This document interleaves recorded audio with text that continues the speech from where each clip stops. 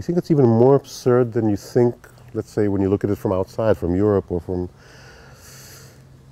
But I think it's, it's a certain absurdity which is becoming painful, frightening, on all levels, and I think the only way to kind of keep your sanity is to really sort of say, okay, it's absurd, it's frightening, it's all that, but there is a way out of it. There has to be some kind of optimism in all this pessimism. There has to be some kind of way to solve it. And I personally kind of look at it, I'm waiting for one person to kind of get up and sort of say, screw everything, I'm going to solve this.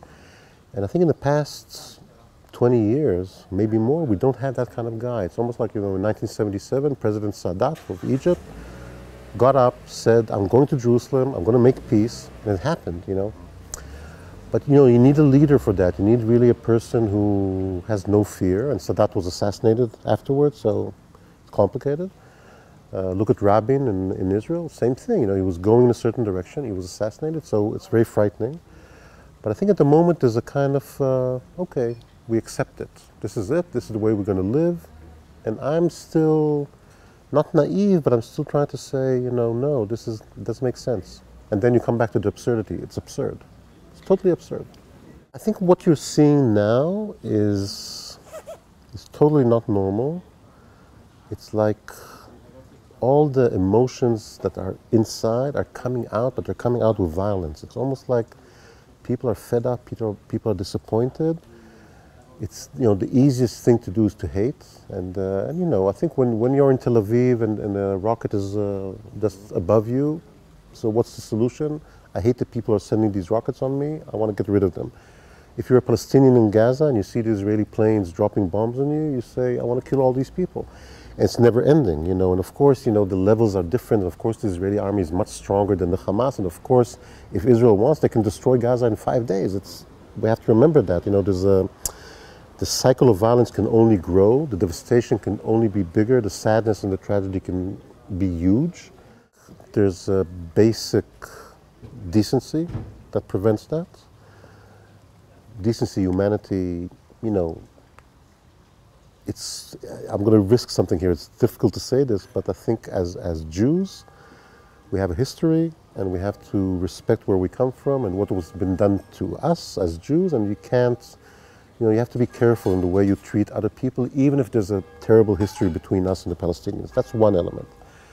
B, I think everybody realizes that it won't help. What are we going to do? We're going to destroy Gaza? We're going to go in again like we did years ago and control the place with a military?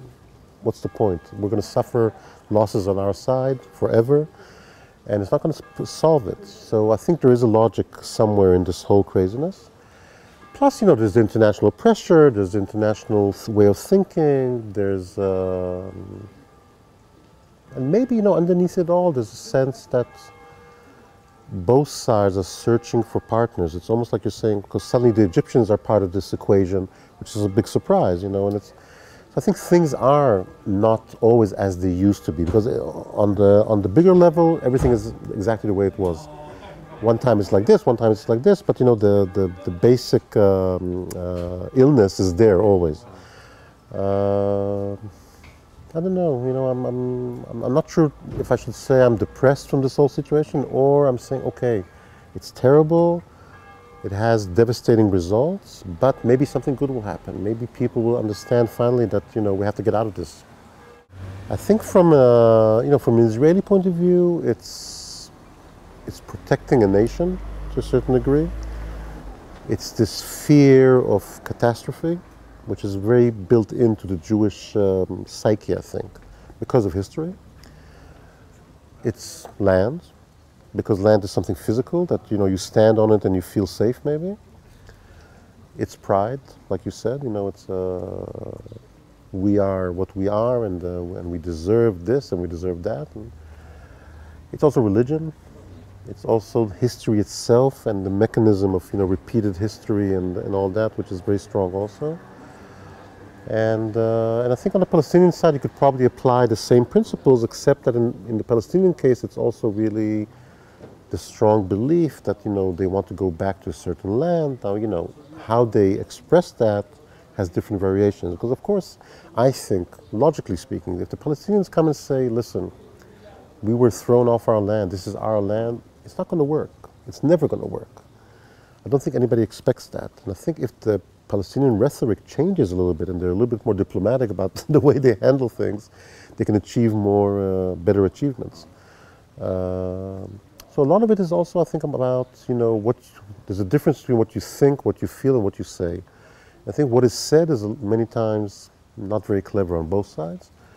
What people think is probably more complex, and what people feel is maybe what they should follow. Because I really, you know, again, maybe I'm totally naive, but I really feel that there's a certain, you have to believe that there's a certain goodness that remains in humanity in general, and certainly in this area, despite everything we talked about, and despite history and the bad blood and all that. Otherwise, you know, shoot yourself and goodbye. It's you know, I think really a lot of the cycle of violence comes from a lack of respect, in a way, and honor to each other. And maybe that's the first thing that should be dealt with, you know, to really go out of that way of thinking.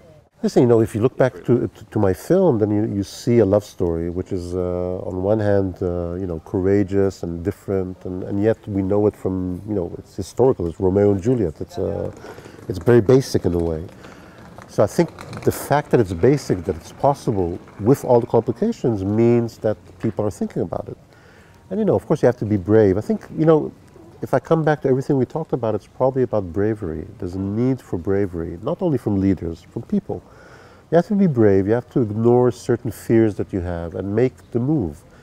Now, you know, many people have done that and have been disappointed, but I think disappointment is weakness. And I think, you know, I think now is the time to be strong, but in the good sense of the word, to really be strong, to kind of not forget, but it's almost like to remember and forget, or forget and remember. So, you know what you know, you have the conclusions that you have the suspicions that you have, but you have to give it another chance every time, because otherwise, seriously, it's like, you know, let's take our things and move to Paris. I mean, much easier. Maybe Paris is not a good, let's move to Locarno, you know.